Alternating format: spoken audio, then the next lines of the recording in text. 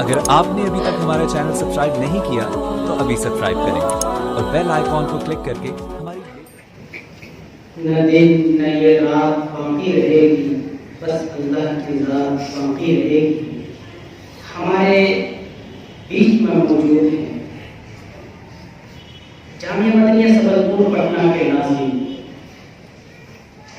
جنہوں نے اپنی جوانی کے بہترین خون کو اس مدرسہ کے لیے وقف کیا۔ 1994 سے آج تک حضرت مولانا محمد قاسم صاحب نور اللہ مرتضی کے ایما اور اشارے پر اس مدرسے کی نظامت کو انہوں نے سنبھالا۔ سب سے پہلے 1 سال فراغت کے بعد اپنے پاس رکھ کر ان کی تربیت کی اور اس کے بعد پھر جامعہ میں لے کر کے آئے۔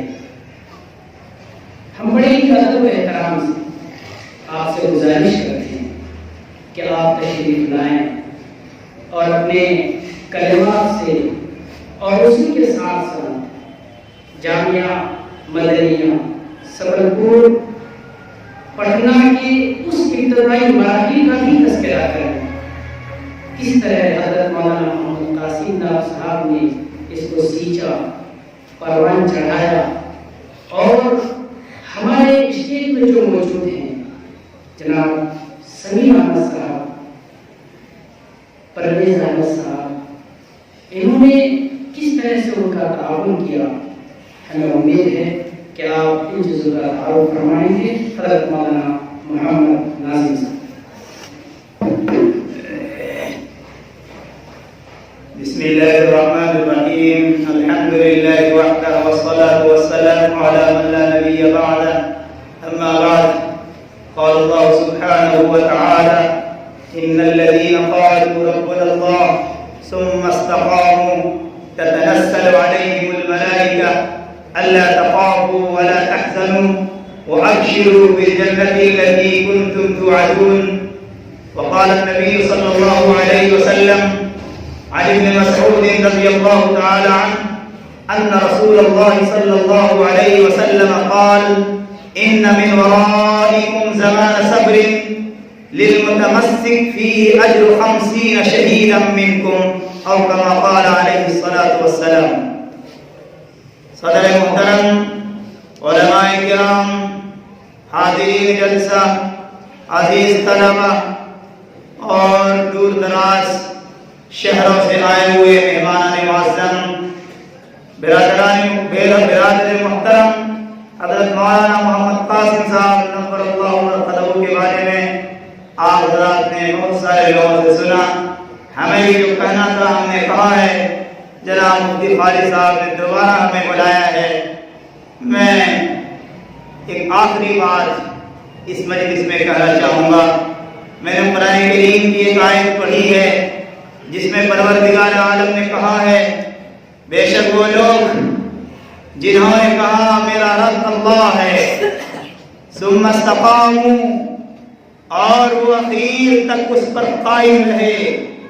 پروردگار عالم نے خوشخبری عطا فرمائی ہے، فرشتے اتریں گے اور ان کو کہیں گے: اللہ تخافوا ولا تحزنوا، تمہیں کوئی خوف نہیں، تمہیں کوئی غم نہیں، وَأَبْشِرُوا بِالْجَنَّةِ الَّتِي كُنْتُمْ تُوعَدُونَ، تم خوشخبری سنا دو ان کو اس جنت کا جس کا وعدہ تم سے لیا گیا ہے۔ آقا مدنی سرکار دو عالم جناب محمد رسول اللہ صلی اللہ علیہ وسلم کا فرمان ہے کہ یقیناً تمہارے بعد ایک ایسا زمانہ آئے گا جو صبر کا زمانہ کہلائے گا۔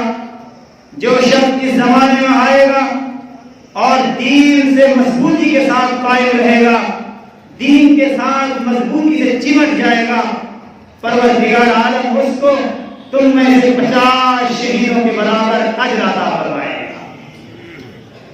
جہاں ساری خصوصیات حضرت مولانا محمد قاسم صاحب نور اللہ مرتضی کے اندر تھی، اللہ تعالیٰ نے آپ کے اندر استقامت کی صفت بھی رکھی تھی۔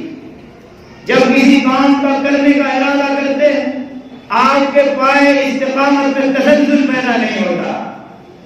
حضرت رحمۃ اللہ علیہ سے ہم لوگ کہا کرتے تھے کیوں پریشان ہوتے ہیں، پیسے نہیں ہیں، وسائل موجود نہیں ہیں، لیکن وہ کہتے تھے کہ اللہ کا نام لے کر کے میں نے اس جامعہ کو صرف اور صرف 200 روپے سے شروع کیا تھا، آج الحمدللہ 2 کروڑ کے مطابق تقریباً خرچ ہے۔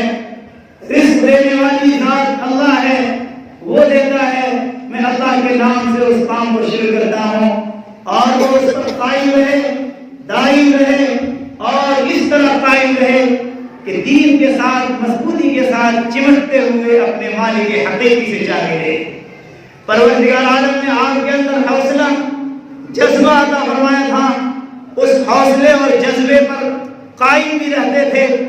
مجھے امید ہے کہ پروردگار عالم اپنے قول کے مطابق کہ جس نے یہ کہا میرا رب اللہ اور اس پر قائم رہے، فرشتے ان کو خوشخبری سنائیں گے، تم غمگین نہ ہو، تم پریشان نہ ہو، تم کو جنت کا وعدہ ہے جو دنیا میں لیا گیا ہے۔ اللہ تعالیٰ حضرت رحمۃ اللہ علیہ کے ساتھ ایسا ہی معاملہ فرمائے، جنت الفردوس میں اعلیٰ سارا مقام نصیب فرمائے۔ حضرت رحمۃ اللہ علیہ نے اس کام کو شروع کیا، کوشش کیا کہ اس کام کو پورا کیا جائے۔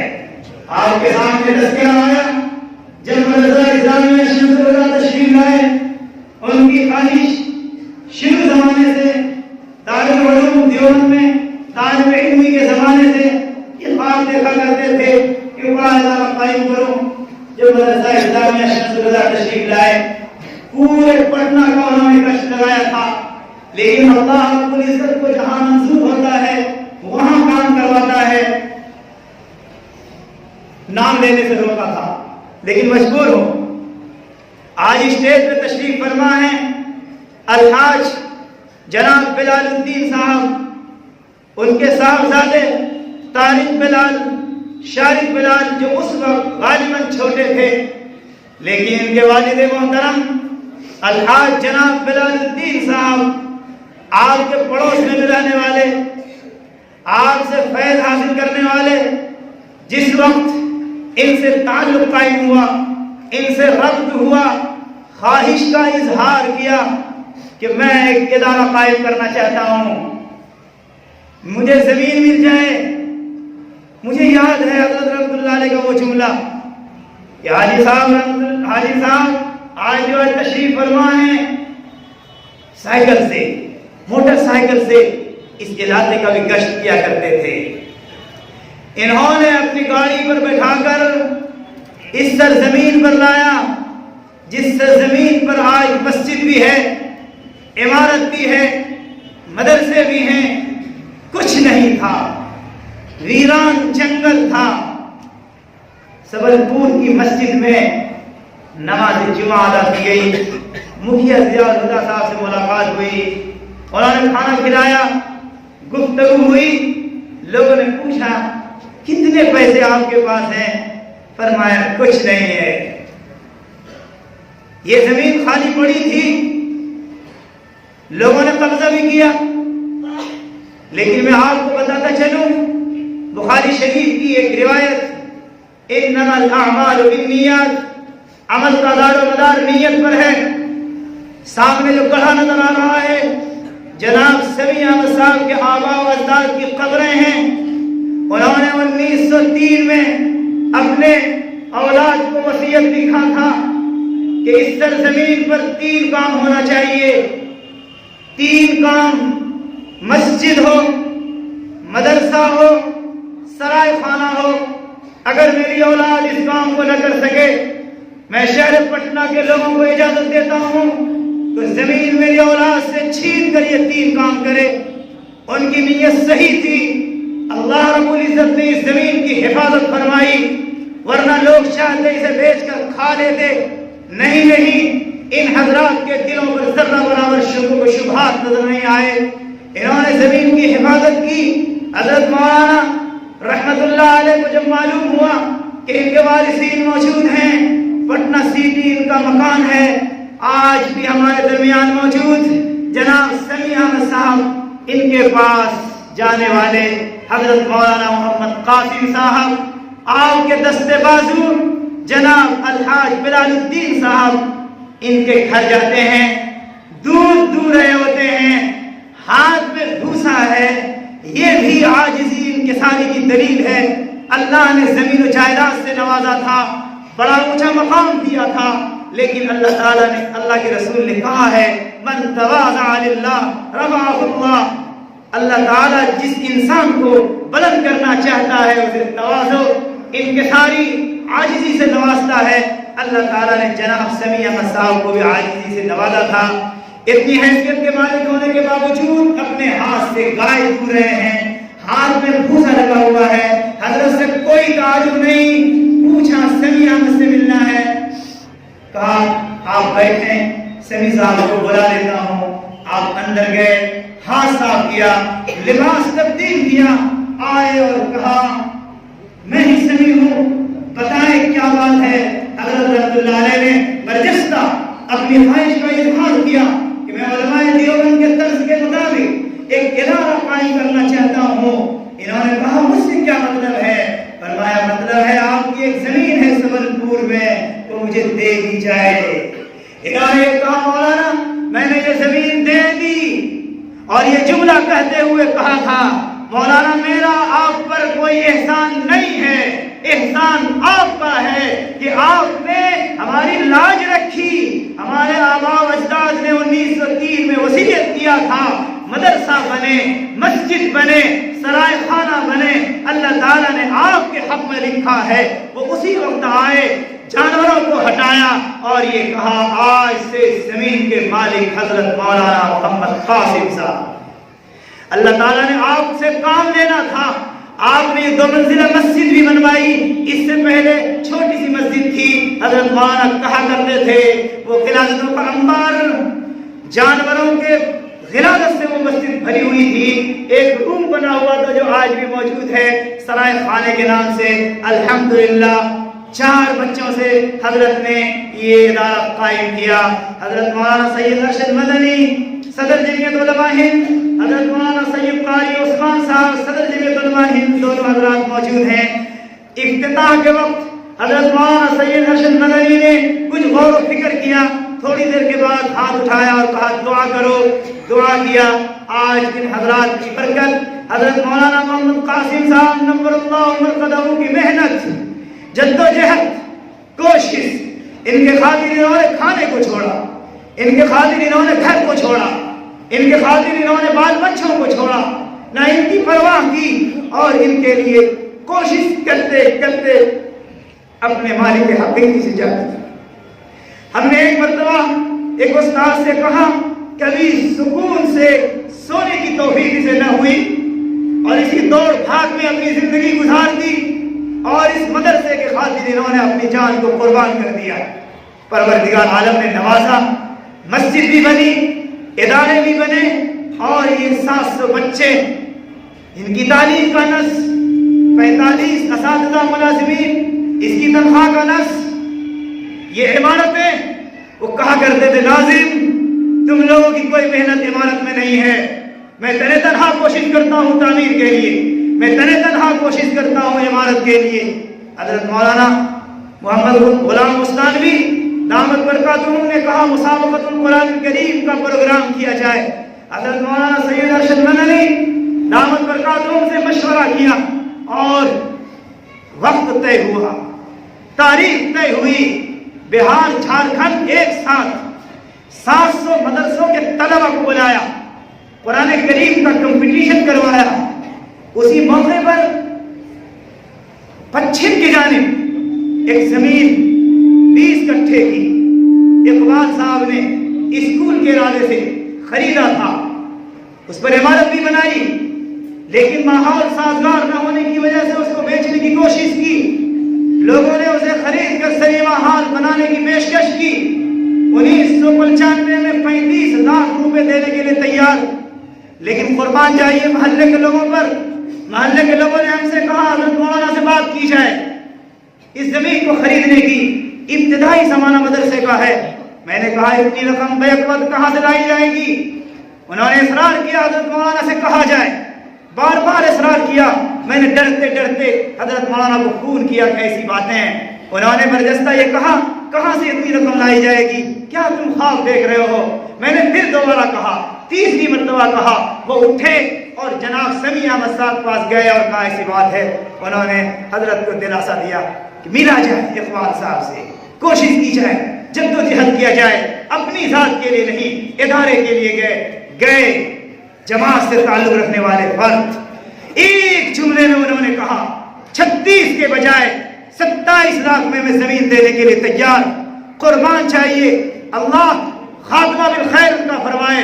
اور ایک مرتبہ رقم نہیں, تاریخ طے کیا, سال متعین کیا اور کہا جب جب آپ کے پاس مدرسے کی رقم آئے آپ ان کے ذریعے سے ادا کرتے جائیں. کیا اتنا بڑا جذبہ, اتنی بڑی قربانی کوئی دے سکتا ہے؟ حضرت رحمۃ اللہ علیہ کہا کرتے تھے میں نے خون پسینہ بہایا ہے اس کی رقم ادا کرنے کے لیے. الحاج بلال صاحب نے, جناب سمیع صاحب نے ہر موڑ پر ساتھ دیا ہے. آج دونوں حضرات ہمارے درمیان موجود ہیں. میں نے آیت پڑھی استقامت والی, ان الذین قالوا ربنا اللہ ثم استقاموا, جنہوں نے کہا میرا رب اللہ اور وہ مستقیم رہے, قائم رہے اپنی بات پر, استقامت اختیار کیا, پروردگار عالم اس کو جنت کی خوشخبری دیں گے. حضرت رحمۃ اللہ علیہ بھی استقامت کے ساتھ قائم رہے, ادارہ قائم کیا. پورے بہار ہی نہیں, پورے ہندوستان ہی نہیں, بیرون ملک میں بھی اس کو چمکانے کی کوشش کی. آج وہ حضرات بھی موجود ہیں جنہوں نے تعلیمی اعتبار سے خدمات انجام دی. وہ طلبہ موجود ہیں جو تعلیم حاصل کر رہے ہیں. وہ حضرات بھی موجود ہیں جنہوں نے شانہ بشانہ ہو کر حضرت رحمۃ اللہ علیہ کا ساتھ دیا. وہ موجود ہیں جنہوں نے اپنی اولاد کو ان کے لیے وقف کر دیا. آج وہ اولاد الحمدللہ جوان ہے, جناب طارق بلال, شارق بلال. ہم سمجھتے ہیں کہ بھائی اور اولاد بھی اس طرح پاؤں پر کھڑی نہیں رہتی ہے جس طرح حاجی بلال کی یہ دونوں بیٹے ہمہ وقت تیار, رات ہو دن ہو, حضرت رحمۃ اللہ علیہ کے ایک اشارے پر مال جان قربان کرنے کے لیے تیار. نہ باپ کی پرواہ, نہ باپ کی پرواہ, نہ ماں کی پرواہ, نہ اور دوسرے خاندان کے لوگوں کی پرواہ. حضرت کا جو حکم ہوا وہ ہر وقت تیار. اللہ تعالیٰ ان حضرات کو بھی اپنے پاس سے جزائے خیر عطا فرمائے. آج ہمارے درمیان جناب سمیع احمد صاحب اور ان کے بھائی جناب پرویز صاحب اور ان کے بھائی جناب وسیع احمد صاحب ہیں. وہ کسی مجبوری کی بنیاد پر تشریف نہیں لا سکے. دو بھائی موجود. میں حضرت رحمۃ اللہ علیہ کی خواہش کے مطابق ان دونوں بھائی سے, ان کے رشتہ داروں سے نہایت ہی ادب و احترام کے ساتھ, لجاجت کے ساتھ ویسا ہی درخواست کروں گا جیسا پروردگار عالم نے آپ کو استقامت عطا فرمائی تھی اور استقامت کے ساتھ کام کیا, نیت کے اندر خلوص کے ساتھ کام کیا جس کی بنیاد پر پروردگار عالم نے نوازا. میں ان دونوں بھائی سے وہی درخواست کروں گا کہ جس انداز سے آپ نے حضرت مولانا محمد قاسم صاحب نبر اللہ مرقدہ کو یہ زمین ادارے کے قائم کرنے کے لیے حوالے کیا تھا, تادم قیامت پروردگار عالم آپ کے پائے استقامت میں تزلزل نہ برپا کرے اور آپ استقامت پر قائم رہیں. اور آج تک الحمدللہ قائم بھی ہیں, انشاءاللہ تادم حیات قائم بھی رہیں گے. اور یہی نہیں, اس سے آگے 23 کٹھا کی زمین ان سب بھائیوں نے وقف کیا ووکیشنل تعلیم کے لیے. حضرت کی خواہش تھی کسی طرح یہ کام شروع ہو جائے. تقریباً 40 لاکھ کے صرفے سے اس کی باؤنڈری کرایا. آج حضرت اگر موجود رہتے کتنی انہیں خوشی ہوتی اس باؤنڈری کو دیکھ کر کے.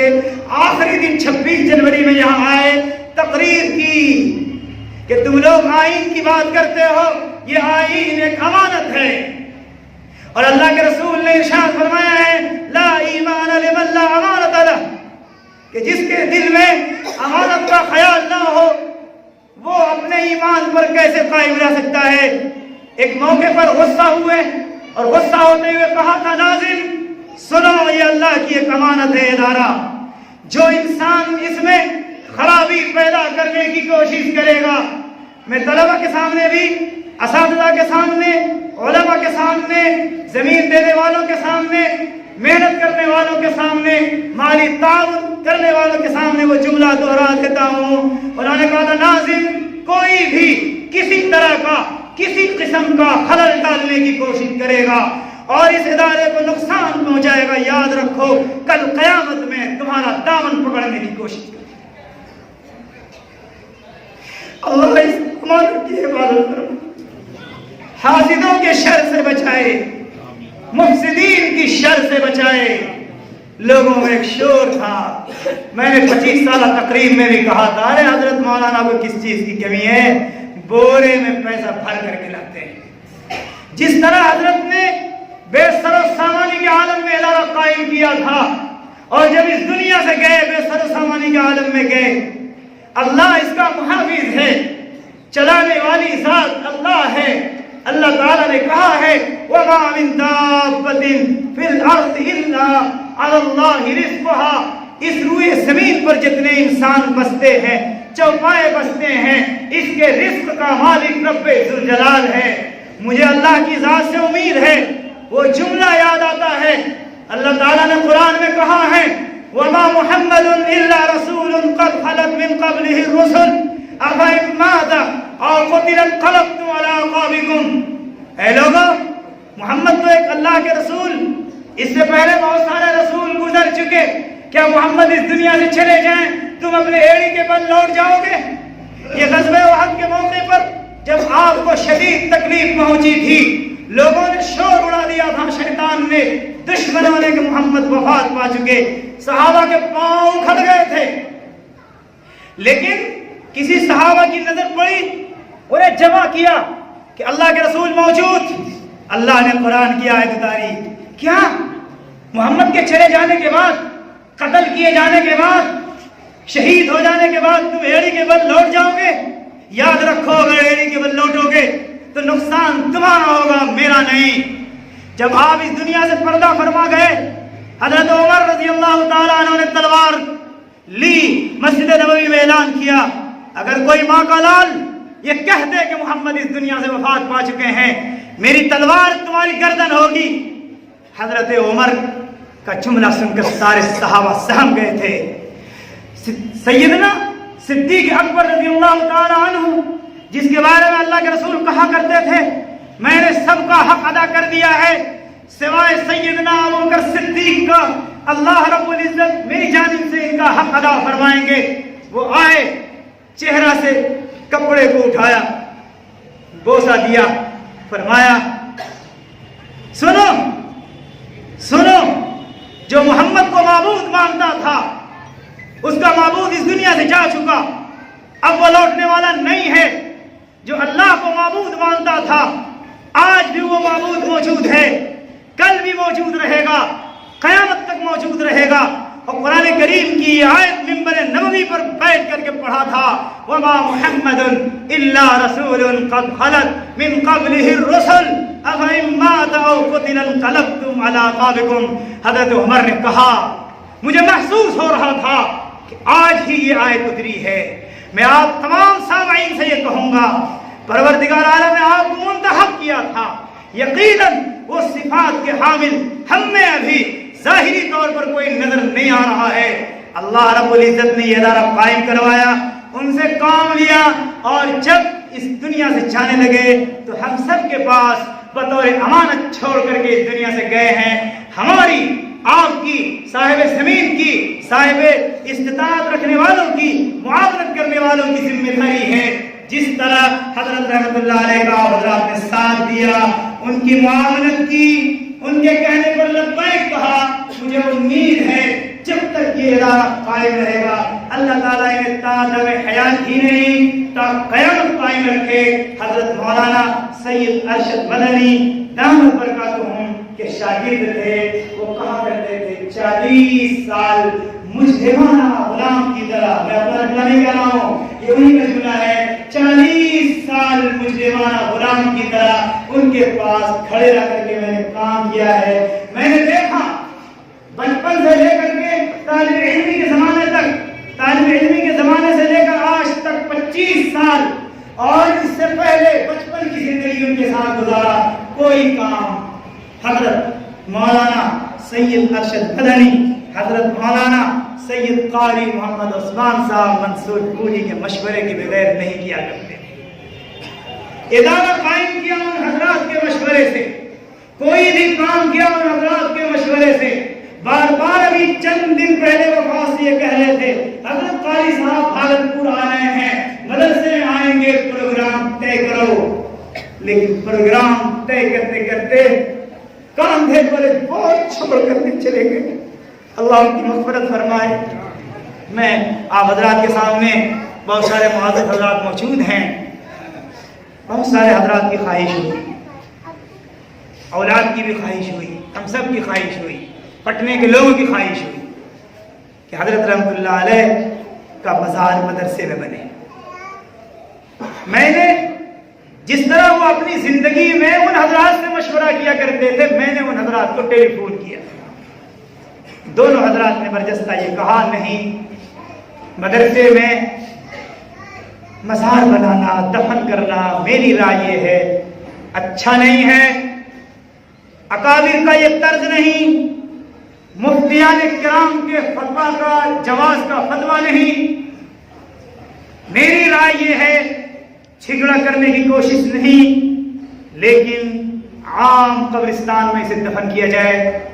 ان کے لڑکے موجود، ان کی بچیوں کے سامنے میں نے حضرت مولانا سید ارشد مدنی دامت برکاتہم کا یہ جملہ سنایا۔